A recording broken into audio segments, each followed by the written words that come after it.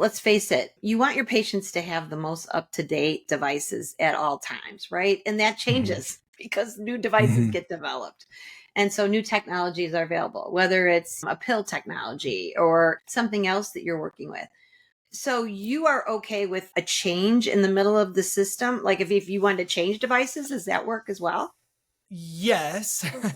It's tricky. So the short answer is yes, we are okay with it. And for the most part, customers stick with one device company. However, almost it's actually funny as I even say that. I just remember recently talking with Mike, who is my boss, about our customers' history, and almost every single one of them has changed device companies at least once in their career with us. And so even as I say it, it's like, well, I guess they don't. But our ecosystem is built so you can. We have multiple customers, SaaS customers. Our full service department is different. But for our SaaS customers, we have multiple who have multiple device companies. And it's tricky. It gets a little murky when it comes to the ordering. It gets a little murky when it comes to inventory. So I don't suggest it. I suggest a cleaner single platform with devices. But you can certainly have multiple in there. Now, when we're talking about adding, and that's really more for RPM, when you're talking about adding something like RTM, well, those are specific. The RPM company, device companies, some of them offer a few, some don't. And so you have to go outside. Same with CGM. If you're talking about continuous glucose, there's some players, Dexcom, Freestyle Libre, that's all they do, mainly. And so those are outside of that RPM specific. We can add them on more like you would add on a lifestyle device, like a Apple Watch or a Garmin Fitbit or something like that. And so that's kind of the generic of the landscape.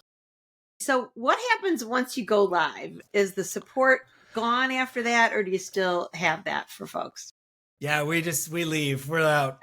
You're on your own. Have fun. It's kind of like when you go skiing for the first time. We just push them down the hill and say, good luck. Point your skis that way. No, of course not. So it's a little bit of a different answer for SaaS and for full service, although we offer the same amount of support. The support looks different.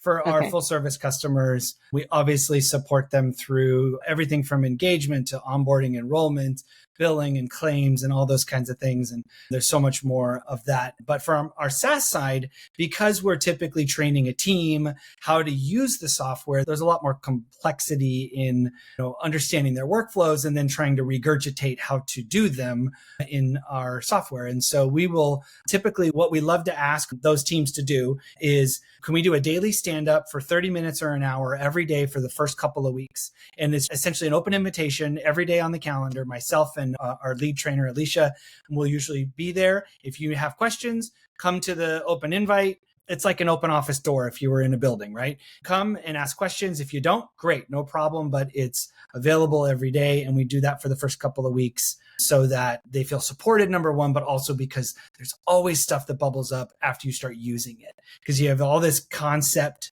in your head and here's what I think it's going to look like. And then when you start actually doing the work, you find, oh, I thought I could do it this way, but I really need to do it this way. And I'm going to change my workflow, or how do I do this task? Or can you remind me how to do ordering again? I can't remember, because there's a lot. And we have resources built into the platform. We have an FAQ section. We call it guide within the application that pops up on a separate screen. So you can search for how do I do this, or FAQ, most commonly things, especially around like engagement and devices and settings and creating tasks and enrollments and stuff like that. And so we really try and support the team, or if we're training the trainer, we support the trainer. So again, depending on the circumstance. And then we're always available. We cross-train as much as we can. And we have a ticketing system to be able to support each other, whether it's people are on vacation or whether it's I don't know the answer, I need to bring in the expert on that side of the particular question or whatever. And we try and really make sure that we have quick response. Even if it's I don't know the answer, let me get back to you, or let me have our development team look into it because there's potentially something at that level. We try and do our best at the open communication and being available. And I think that the best customers are the ones that are engaged. And I feel like if we're engaged and they're engaged, then we're going to have a great relationship. And if those two pieces start to fall apart, the relationship starts to fall apart a little bit.